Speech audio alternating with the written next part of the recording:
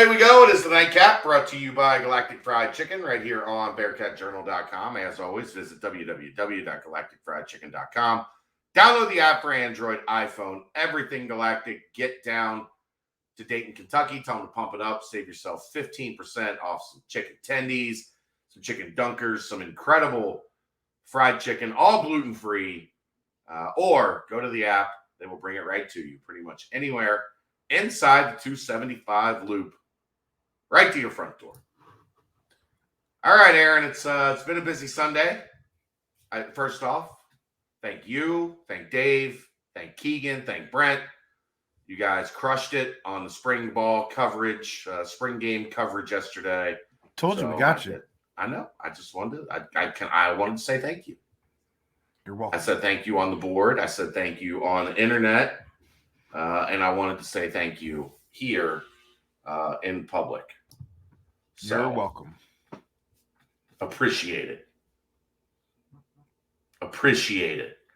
All right, well, let's get this thing rolling. You want to start with incoming or outcoming? Incoming or outgoing? Let's start with the outgoing. They're the ones that we can talk the most about anyway, because we know the most about them. Yeah.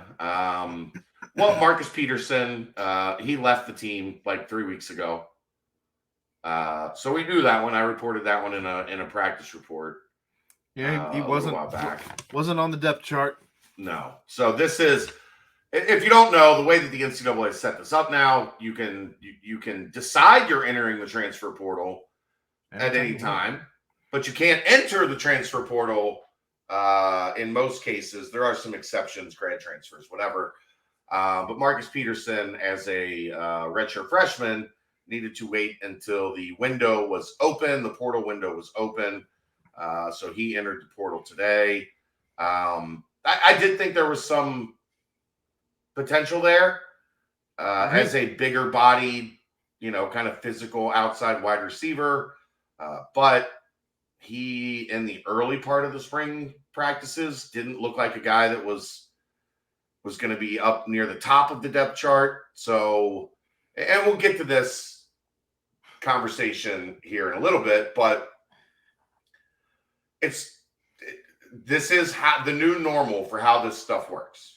This is absolute. I understand how it all works and all of that, but for receivers to drop off this team at the rate at which they have since Luke Fickell left, and not even just talking about the ones who went and followed him to Wisconsin, but how many receivers have left this team blows my mind. It blows my mind. Chris Scott is the only one left. The only one from last season. The only scholarship wide receiver left on this roster from last season. I guess you could say Ty Perkins is a leftover at this point, even though he's not. He was not on this roster in last season. He had committed, though, to the previous staff. But I'm talking about played for Cincinnati in 2022. All but Chris Scott are gone. I'll be surprised if, looking around the NCAA landscape this season, if all of these guys have earned their way into playing time. When I think that the window is wide open here, especially after having watched the spring game and looking at a guy like Barry Jackson, who took advantage of that window being wide open. I know there's only 2 slot guys on the roster right now, Barry included, but and obviously Marcus isn't one of those guys, but it's just strange to me that all of these receivers have found greener pastures in other places, and that place is not Cincinnati. Welcome to 2023. Coaching change, system change, a room that, they made over completely 3.5 years ago. And now it is, now it's all gone. Gone. Poof. Just like that. It's wild. The other one, kind of the more headline grabbing addition to the transfer portal this evening was Jaheim Thomas. A little bit surprised. Thomas missed the spring with a back injury, and obviously that's going to put you behind a little bit. as a new system is implemented. The thought process was that he was probably going to be like that. I guess they call it the dog position. They have the dog position. So I've talked about this a little bit. I'll explain it a little bit more now. The way this defense ideally works from what we've seen so far, and that's really all we can judge on is what we've seen through the spring. You have essentially 2 inside linebackers. You have a weak side linebacker that is ultimately a stand-up rush end.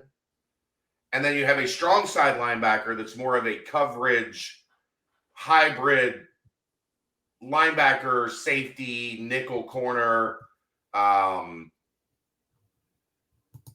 So you've seen in the middle with the ones, you've seen essentially their 2 main linebackers, which have been Jack Dingle and Dorian Jones.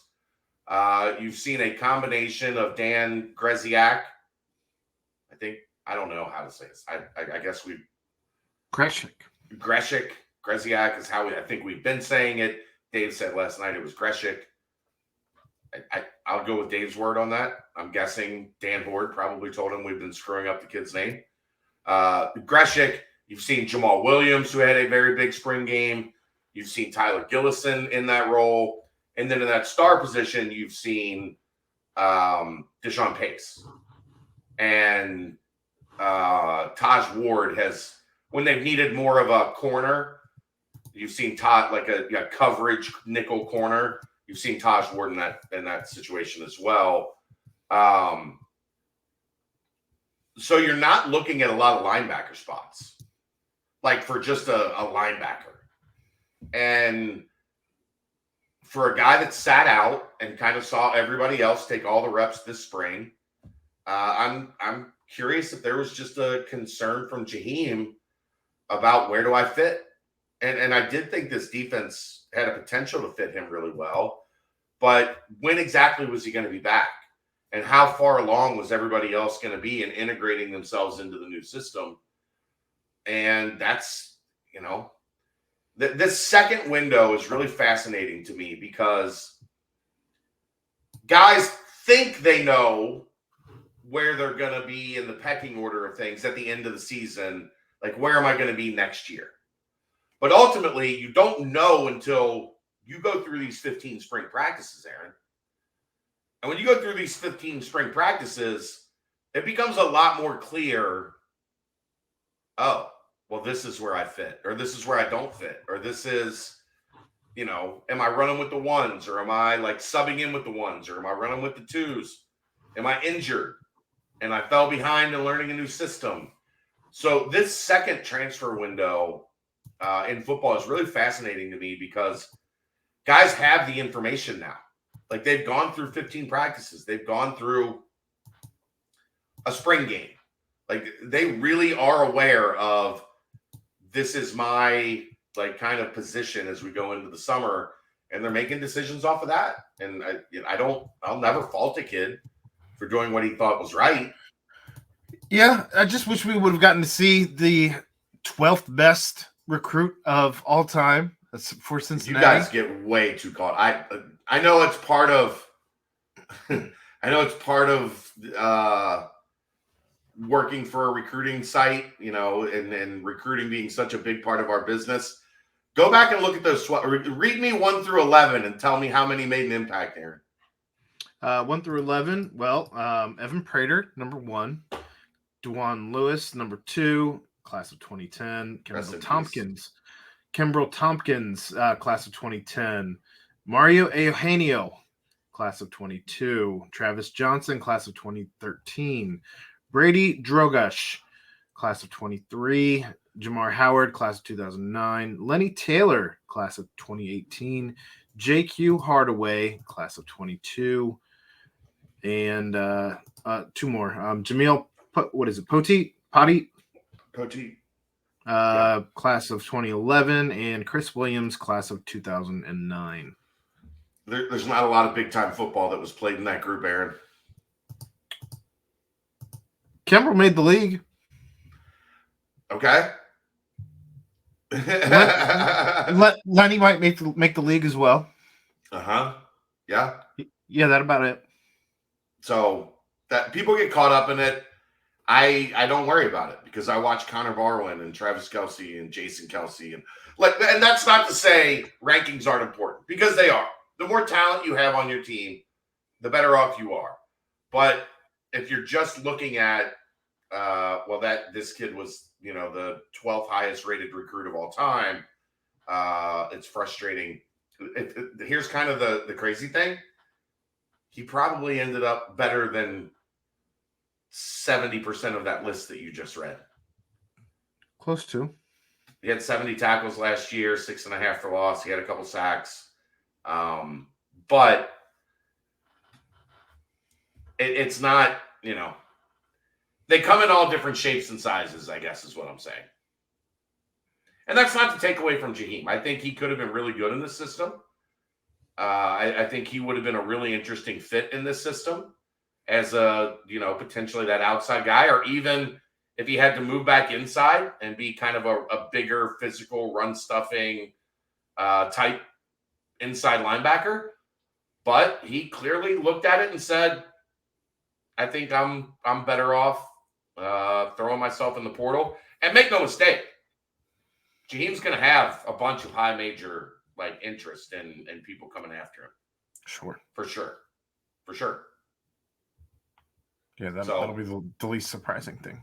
Yeah, I mean, the one thing it does is it dings the depth a little bit at linebacker, but it's just hard to say, exactly where he would have specifically fit on this 2 deep as he was coming back from a back injury. Would have been an uphill battle, that's for sure. Yeah. I like Gene. Gene was great to me. Always had a smile, always had a kind word. I like the kid a lot. But I get where he's coming from as he kind of looks at his future and has to make a tough decision. I don't fault him at all. Yeah. Additions. Got a tight end today. Sorry I was a little bit late on that one, but I actually had a now former Bearcat tight end at my house at the time that the commitment happened. The Wiley family stopped over to show some love. I followed where you were going with it. I'm just surprised. His mom was like, we want to, stop over and just say hi. And I became really good friends with his mom and his dad throughout the process. And she just wanted to stop over and, show some love. And then when they pulled into my driveway, all of a sudden a second car came up, pulled behind, and Josh slung out of his. I'm like, what are you doing here? And he dabbed me up and said, hey, just thinking of you and wanted to be here for you. Was he rocking the same whip that Sauce was rocking before he was drafted? No, a little more subtle, a little more west side of Cincinnati, a little more subtle. But they were here for about a half hour, and I missed the commitment, so I'm sorry for that. But everybody else was right on it. Dave was right on it, and Alan True had a story ready to go. This is a highly ranked tight end from the state of Ohio. Gavin Grover. Gavin Grover. I was getting to that. From the very rich Olentangy area that produced Brady Collins. He always talked about all those Olentangy guys when he was a part of this network many moons ago. But beat out Kentucky, beat out, I believe, West Virginia was the other finalist for Gavin Grover. West Virginia and Kentucky, yes. So it's a big get. A kid with a good pedigree, good size, looks a lot like, the tight ends that have been really good here for a long time. 6'6". At least that's how he's listed. And what, 230, I think? 6'6", 230? Somewhere around that.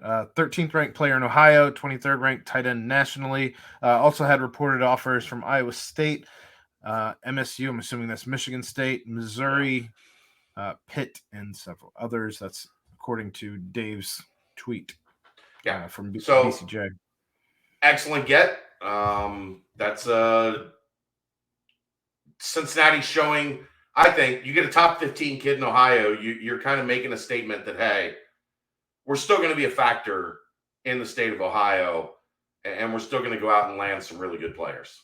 And who doesn't love a victory, even if it comes in the offseason over Kentucky? Yes. And from my understanding, they very much wanted Gavin Grover as a Wildcat. So yeah, that's because as soon as they see Cincinnati recruiting anybody, they make a call. And then if they see Cincinnati about to land him, they magically didn't want the kid anymore. They passed. I hate them. So, trust me, this staff, I'm sure, hates them more than we do. Maybe. Oh, there's no maybe. They were at Louisville, Aaron. Look, they will be gone to another staff at some point in time as well. Well, we'll still be here hating Kentucky. Yeah, that's fair. That's fair. And then second commitment of the day, 3-star wide receiver Jakari Anderson from Georgia, slot guy, 5'8", Perry, really fast. Perry High School in Georgia. So they need to build up their depth in the wide receiver room. They need to add slot receivers. And this is a kid that currently. Yeah. Now, the other thing I do like about this is a staff that looks like they want to use some gadgets, some jet sweeps, some getting the ball in space into the hands of your playmakers. And this kid looks like if you can get him the ball in space, he can do some serious damage. 77th ranked player in Georgia, 91st ranked wide receiver. To put that in perspective, Dave and I had talked about this earlier today. The 71st ranked player in Georgia would be right about 23rd in Ohio. That's how many good players there are in Georgia. Had reported offers from Texas A&M, where they'll pay for anybody, Georgia Tech, and others. He's really, really fit, like a 10.7, I believe, is what he was as running. A sophomore in high school. Yeah, that's incredibly fast. I'm in a group chat with Jeff and my old co-host from PTP, and Jeff said that he believes that this kid is cut from the same cloth as Trey Tucker. I mean, it looks kind of similar. You know, a guy 5'8", 5'9", really strong, physical, not like a slight, thin, like some of those track guys are not exactly wiry, those physical guys. Yeah. This looks like a kid that's built pretty well. If you watch his tape, he runs through some tackles and does some. His running looks a little bit more like running back style and not wide receiver style. Well, and we had one of those in Trey Tucker's best friend on the team, Tyler Scott. Yeah. So those are two great comparisons. I would not be terribly upset if this kid ends up being a slot that resembles either one of those guys. Right. So yeah. All in all, the only news that we didn't hear today that I think all of us were waiting to hear. Were you a little surprised that we did not see a quarterback, quarterback in that room enter the transfer portal? No, not really. Not yet. I mean, it's been one day. Like, it's day one. You get caught up in that microwave. Look, I'm the voice of the fan. Tell me. I know. But it's right or wrong. You do get caught up in, like, I think it's going to happen immediately. Not everything happens immediately. I'm always surprised when things don't happen immediately. I know. I don't know if there will. I mean, I find it hard to believe there's going to be 5 scholarship quarterbacks at Higher Ground. I'd agree. But I don't know if I have any confidence saying. I mean, I was a bit surprised yesterday when both Emory Jones and Ben Bryant talked about competing for the job in camp. They both spoke glowingly about one another as well. Like, they had nothing but respect for the other, and that was fascinating to hear, especially with Emory coming in and essentially being the guy that they brought in to take Ben's job. Yeah. So it'll be interesting. We'll see. Will. I'm sure there are going to be conversations happening this week with the quarterback room about where everybody stands. I can't wait to see what happens in the next 24 hours before we're back on the air at 8 o'clock tomorrow night doing another episode of the BBP. Yeah. All right, let's get out of here. We'll see you tomorrow night. That is the Nightcap, brought to you by Galactic Fried Chicken, right here on BearcatJournal.com. See ya!